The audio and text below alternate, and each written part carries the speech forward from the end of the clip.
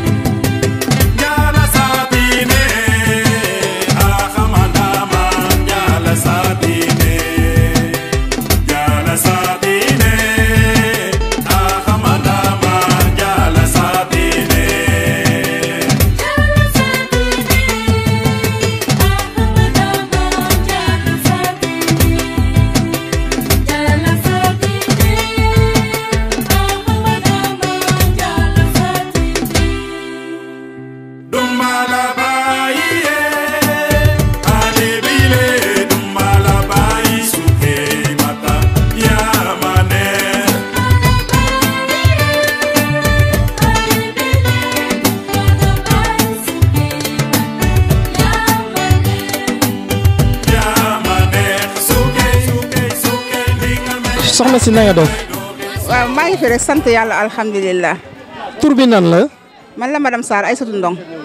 waaw Aïssatou mën nga ñu wax say impression ci journée de reboisement bi nga xam ne Marie Sow daf ko fi amal tey. bon xanaa sant yàlla di gërëm Marie Sow di gërëm aussi ñi nga xamante ne moom la àndal yëpp si reboisement bi parce que garab da di loo xamante ne dafa am njëriñ si koñ dafa am njëriñ si gox environnement bu baax mooy andi dund bu baax. kon nag ñu ngi koy gërëm di ko sant dama ne doomu ñay kenn du ko ñaanal ne yal na rëy danga koy ñaanal yal na gudd fan yal na ko yàlla jàppale ci li nga xamante ne fa la teg tànkam parce que mu ngi ciy gestu ñi nga xamante ne ñoom la bokkal démb nit ki nag boo bëggee avancé da ngay gestu ñi nga xamante ne ñoom nga bokkal bu ko yóotu bàyyi sa mbokk da ngay sonal sa bopp kon nag fii mu teg tànkam bu fa teggi sa tànk continuer ko yal na la yàlla jàppale di leen ñaanal aussi yéen jeunes yi ku si nekk jéem a roy si lii parce que nit ki boo amee di yóbbu feneen amul sens amal ànd ci sa gox moo am njariñ nit da ngay nu mu tëddee nit ki da ngay amal njariñ sa koñ amal njariñ sa gox amal njariñ sa collectivité territoriale loolu moo am solo waaye amaloo kenn njariñ fu nit toll lu leen bokk kenn boolewul la si dara déedéet du noonu développement ku si nekk amul xale amul mag ñëpp a war a dugal seen loxo si développement parce que lii si développement la bokk lii muy def nii li mu am di ko andi si koñam toujours nit ñaa ngi koy waxtaane wax dëgg fa yàlla di la ñaanal yal na la yàlla la fal cat mais góorgóorlu bu baax a baax yaa xam fan nga bëgg a yegg yal na la fa yàlla yeggal garab yii yal na ko yàlla naatal nii mu verte yal na continuer naate nii koñ bi naat ñëpp naat ku si rek gis si boppam yal nañu yàlla la fal cat te jàppale ñu wa salaam.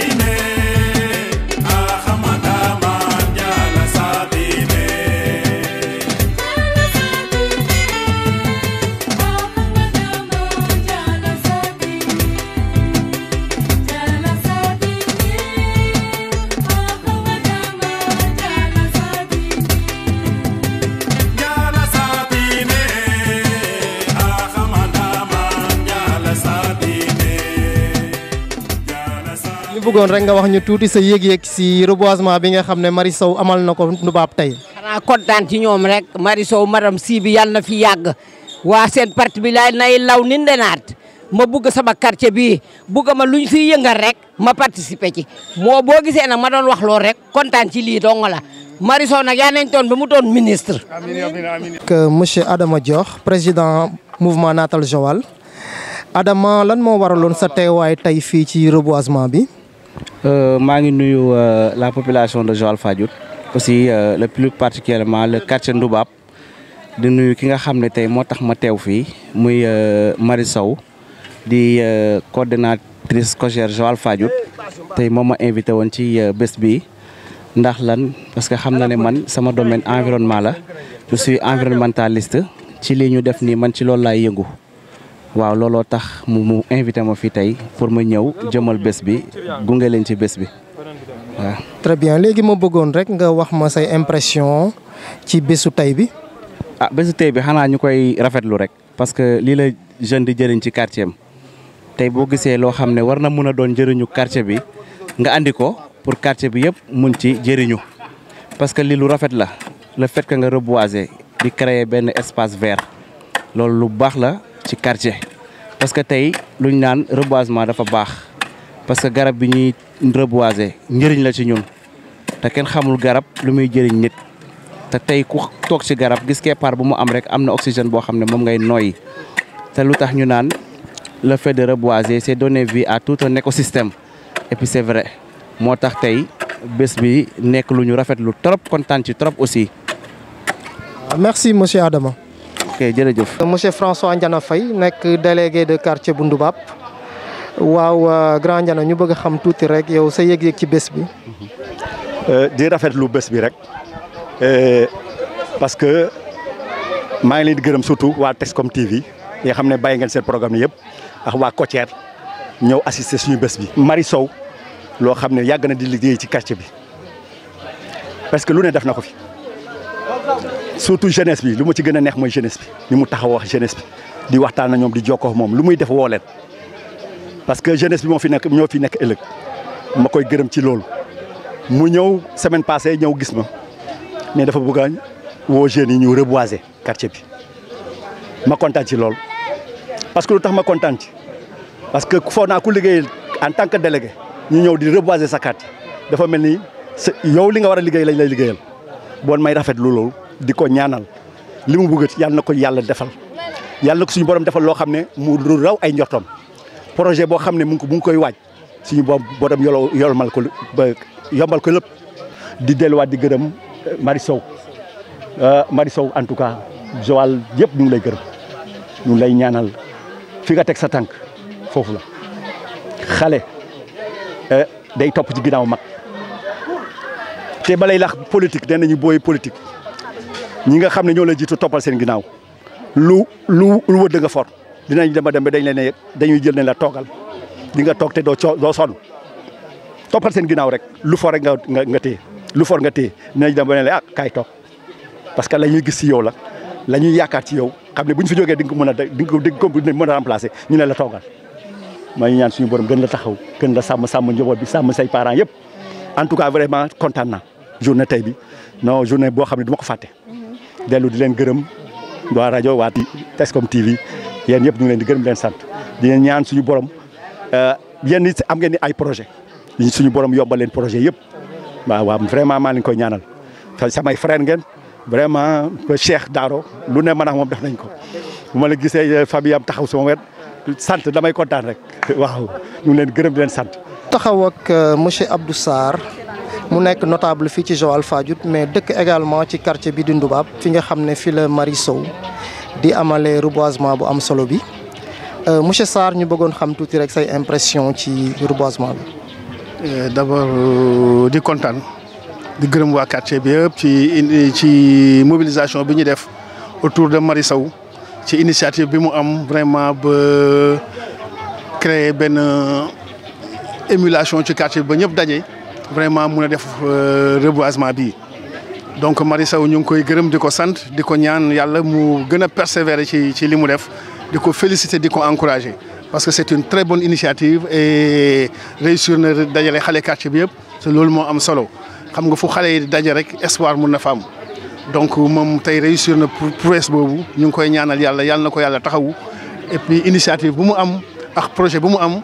yàlla jàppale ko ba mu réussir jàppale ko ci yeneen mu réussir ko vraiment ñu ngi koy féliciter Marie Sow ñu ngi lay féliciter bu baax a baax kontaan nañ ci bu baax a baax à travers aussi ñu ngi féliciter sa responsable Cheikh Issa Sall nga xam ne vraiment yaa ngi koy taxaw fu ne ñoom tam gis nañu liggéeyam ci département bi ak ci Sénégal vraiment seen liggéey ñu koy rafetlu franchement kontaan nañ trop.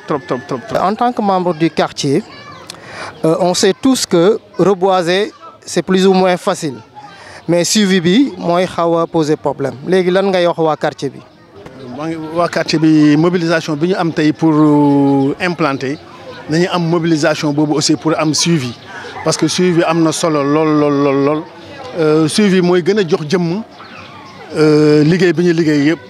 te xam nga ku samp garab rek presque samp nga àdduna. donc loolu war nañ ko gën a taxawu quartier bi ku nekk war nga jël initiative bu parrainer benn garab ne garab bi maa koy suivre vraiment ba mu màgg. vraiment loolu ñu ngi ciy au quartier bi yëpp vraiment affaire bi bu mu doon benn bés rek. mu doon pour toujours. parce que yeneen dina ñëw quartier bi rëy na yeneen côté yëpp vraiment dinañ dem ba nu mu tëti implanter fa ay garab vraiment def reboisement bi ñuy def tey donc ñu ngi koy ñaan aussi su amee yeneen possibilité mu def ko mu gën a élargir ci quartier bi et puis ñëpp jàpp ci ñëpp nañ ci jàpp vraiment c'est un appel que je fais au quartier affaire bi nañ ko suivre parce que suivi moo gën a am solo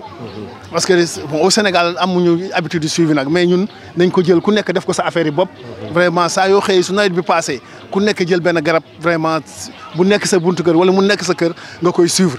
ñu veiller aussi si divagation des animaux parce que divagation des animaux moo mun a yàq li fi nit ñi def yëpp ku am sa béy wala sa xar na nga ko téye ba nga xam ne lu nit ñi liggéey du yàqu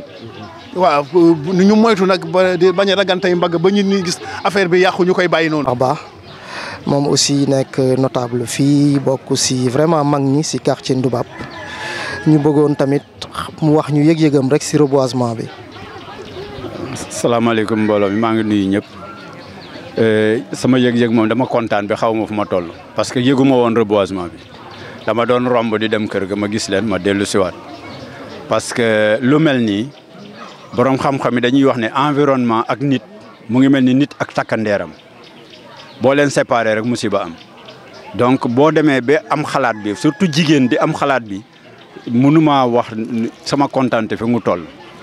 Vraiment c'est une très bonne chose d'autant plus que man géographe la donc c'est dans mon domaine quoi moom lay wax donc dama xam njëriñ bi boo seetloo dëkk bi nga dem par exemple nga jël exemple yi Mbour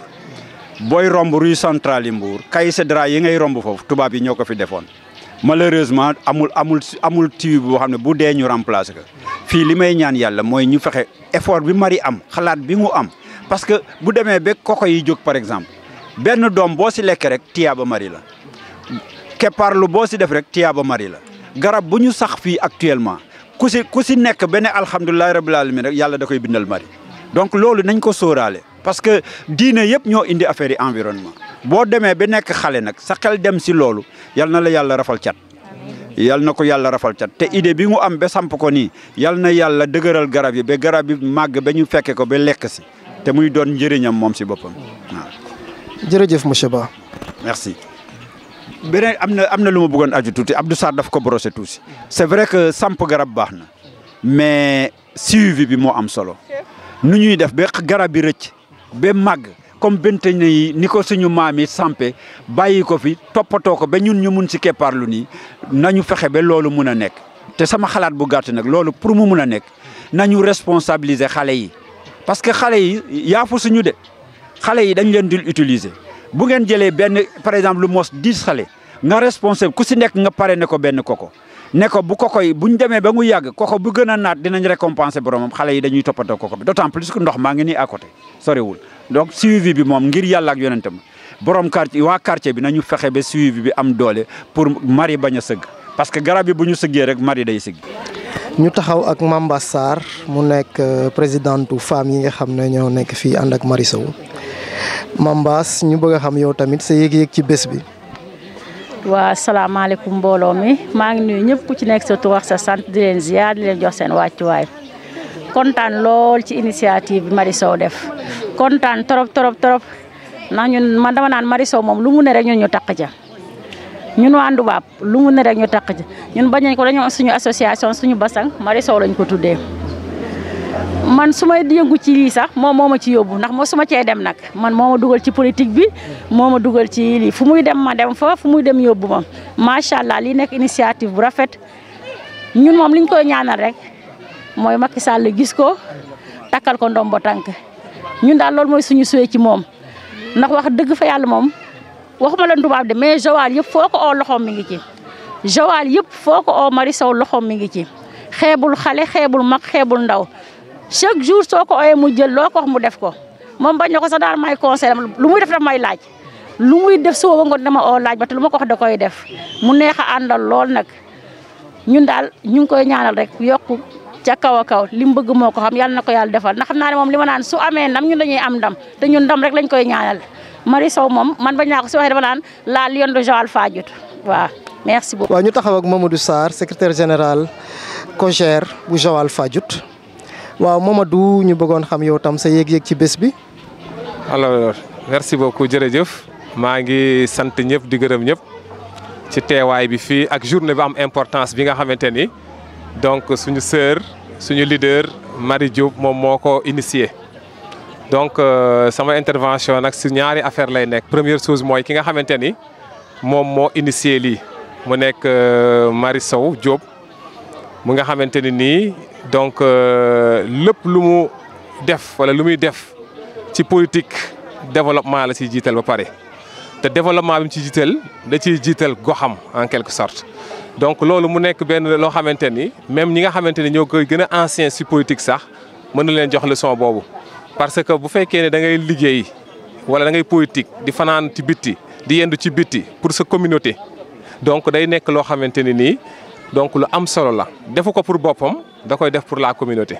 mu bokk si nag ci benn structure boo xamante ni mi ngi tudd donc la COJER donc national am aussi donc COJER départemental ak COJER communal. COJER communal bi nag moom moo nekk donc moom moo dirigé COJER communal bu Joal Fadiouth donc mu nekk ndaw yi nekk ci wàllu parti donc APR yëpp moom moo leen jiiteel. ji li muy def yëpp day def ay moyens nag def tout dugg pour am ko tey jii su ko président man gëm naa ne bu ko président de la république confié woon denk ko ay nombre tànk bu mag bu rëy boo xamante ni kon amul benn jeune buy taxaw te du ci gis boppam. mu denk nag jeune Joal ak jeune Mbour ak ñëpp fépp fu muy taxaw ñëpp dina sédd ñëpp ba ñu mat moo tax may lancer aussi un appel président de la république ak les autorités ñu jël Marie Sow mii nga xamante ne nii yàgg na liggéey ñu jël ko jox ko nombre tànk boo xamante ne nii elle va régler beaucoup de problèmes que souffrent donc les jeunes même les problèmes d'emploi elle peut régler tout le problème d'emploi. Elle a donc une capacité boo xamante ne boo ko dégloo mais bu ñu ko oowee ñoom déglu ko am na ay projets yoo xamante ni sax comment sortir donc la jeunesse du chômage ou de la pauvreté en quelque sorte am na initiative boobu na ko autorité déglu présidence déglu ko ñu xool donc lu mu leen di proposer maa ngi leen di gërëm di leen sant di gërëm aussi Marie Sow jërëjëf donc ñu nekk nii nag ak Marie Sow mu nekk coordinatrice COJER bu Joal Fadiouth waraloon bis bu màgg bi tey nga xam ne daanaka waa quartier bi yëpp dañoo génn ñëw wuyu si ko waaw Marie qu'est-ce que ça te fait bi nga gisee bi nga wootee nit ñi ñëw nii participer ci reboisement bi. merci beaucoup waa Texcom TV tout d'abord maa ngi nuyoo kenn ku ci nekk ci turam ak santam di leen ziar. satisfaction bi ma am ci journée bi mënuma ko wax ndax dama kontaan te xëy na maa jël initiative bi mais ñoo ma ko gën a bëgg ndax yàlla def na avant ma yegg si fekk na commencé nañu muy wane que ne engagement bi ñu am ci lii ma leen defal tey ndax mënoon naa ko fi indi ñu toog di ma xaar ba ma yegg si doog a door mais avant may yegg si yéen mun ngeen ko témoigner pratiquement garab yëpp jëmbat nañ ko kon satisfaction rek laa ci am contentement laa ci am te daf may gën a motiver ndax nit buy def nga bëgg li muy def jiitu ko ci kon loolu yokk nit ki jom la yokk sas nit ki la mun naa ne tey dañ ma sas am naa initiative bi mais dama ne sas nañ ma ndax amuñu lu dul quartier bi amuñu lu dul Joal te bu ñu sañoon Joal day bokk ci ville yi gën a naat ci Sénégal ville yi gën a rafet ci Sénégal ndax nit ki aussi fa nga dëkk foofu ngay tiitaroo fa nga dëkk foofu ngay sagoo fa nga dëkk moom ngay safoo te ñun Joal moom la ñuy safoo moom la ñuy tiitaroo particulièrement Ndubaab gi nga xamante ne ni fii la ñu cosaanoo kon lépp lu ñuy def aussi dañ koy njëkk a defee commencé fii nga xamante ne nii mooy suñu quartier loolu moo waral tey ma jël initiative bi tey organiser lii fii ci Ndoubap di la wax daal kontaan naa ci waa quartier bi bu baax a baax a baax a baax sama xol dafa sedd ci ñoom wax dëgg fa yàlla ndax mënoon nañ ma xeeb ne ndaw laa wala dara mais xeebuñu ma benn yoon lépp lu ma sumb rek ñoo ma ciy jiitu damay am initiative bi rek mais ñoo ma ciy jiitu ñoom ñooy def lépp kon dama leen di gërëm di leen di sant di leen wax ne daal en tout cas kontaan naa bu baax a baax a baax a baax a baax ci waa quartier bi ak équipe bi nga xamante ne ni vraiment moom laa àndal di liggéey ci quartier bi duma fi nekk maa ngi Dakar mais travail bi yëpp de terrain bi ñoom ñoo ko def mun naa ci citer Mamba Sarr ak Pape Samb ñu koy wax Paco pratiquement travail bi yëpp daal ñoom ñoo ko def ak équipe bi jeunes yi nga xamante ne ni c'est des associations yi nekk ci quartier bi waaw. Est-ce que mën nañu am ci une idée ci garab yi nga fi jëmbat le nombre par exemple. waaw garab yi mun nañ ne indi nañ fi 350 arbres 100 cocotiers ak d'autres arbres à ombrage 250 lañ collecté ba mun ko indi tey waaw. Est-ce que yeneen quartier yi mën nañu espérer am une journée comme ça compte tenu du fait que yow Ndoubap nga dëkk donc naturellement Ndoubap ngay tàmbale. waaw effectivement loolu dafa bokk ci suñuy projet parce que gis nañ tout récemment ci début août bi le ministre de l'environnement def lancement journée de l'arbre donc ñun aussi ci tànk yooyu la ñu taxaw ci tànk yooyu la ñuy dox ndax lancer un appel à toute la jeunesse du Sénégal à ce que ñu def la même chose. Nous, au niveau de la commune de Joal-Fadiouth, avec la structure que je dirige, nous comptons vraiment élargir dans les autres quartiers. Ouais, ça fait partie de nos projets. Ngay wax population Joal wala Ndoubap de quelques mots. Wa di len ñaax rek di len wax ne li tax ñu def li tay c'est parce que garab dafa bokk ci dundu doomu aadama. ndax boo xoolee oxygène bi nga xamante ne ni moom la ñuy respirer muy jóge ci air bi ñu soxla ko ci suñu dund ci garab yi lay jóge loolu moo yokk tax man ma gën a am initiative bi ñu def plus particulièrement des cocotiers au niveau des quartiers non seulement dina redorer kii bi image bi dina taaral suñu quartier bi mais aussi dina am utilité ci suñu vie ndax dinañu apporter de l'oxygène et xam nañ aussi que ne Joal érosion côtière bi daf ñu sonal dafa sonal la petite côte surtout au niveau de Joal-Fadiouth donc des actions de ce genre dafay baax ñun ñi nga xamante ni ñun ñoo nekk ay ndaw ñuy jël des initiatives di ñaax aussi les autres jeunes ñoom tamit ñuy def la même chose ouais. Parce que tout récemment il y avait d'autres associations de jeunes yoo xamante ne ni waa Natal Sénégal waa Vovec avec le ministre initié nañ ko fii aussi au niveau de Joal donc dañ ciy lancer toute la jeunesse parce que kenn ku ci nekk rek bu defee nii ci quartier am dëkk bi dina rafet dëkk bi dina naat te objectif bi nga xamante ne ni moom lañ ci bëgg aussi dinañ ko ci atteindre waay. Marie, votre dernier mot. waaw par rapport ak suivi bi ban message nga ciy lancer aussi. waaw suivi moom dañ leen di ñaax rek di leen wax ne tey jii bi ma ñëw fekk quartier bi fees dell mag ak ndaw góor ak jigéen ñëpp dañoo jéem vraiment participer ci reboisement bi kon ni ñu jénnee tey dama leen di ñaax aussi ñu defee noonu ci suivi bi déjà dañ leen di parrainer kenn ku ci nekk dañ lay parrainer. benn cocotier bi nekk sa buntu kër yow yaa koy gérer yow yaay def entretien bi lépp lu si wax yow yaa koy def déjà ñun jëmbatal nañ leen def nañu aussi protection bi donc li des rek mooy aar ko di ko toppatoo di arroser di ko saytu daal loolu moo ci des donc dañ leen ciy ñaax bu baax a baax te avant ñuy def lii aussi yàlla def na week-end passé bi ma ñëwee aussi dugg nañ ci kër yi. ñaax leen xamal ne leen ñun kat dañoo bëgg a am initiative ñëw indi fi ay garab pour def reboisement mais nag suñu problème mooy que est-ce que buñ ko defee dina am suivi vraiment ñu rassurer ñu que ne soxla nañ ko bëgg nañ ko yàkkamti nañ ko donc bu ñëwee aussi lépp lu ci wax dinañ ko def kon mën naa ne xel dal na ci côté boobu ni ñu jénnee tey en masse quartier bi tey kenn desul gis ngeen ko yéen jeunes yi ñëpp a jénn participer ci activité bi kon je sais très bien que ne dinañ am suivi bi dinañ ko toppatoo ni mu waxee ndax bu màggee ñun ñëpp lay jëriñal kër gi bu kii garab yi taaru ñuy jël ci cocotier yi di lekk ainsi de suite donc loolu yëpp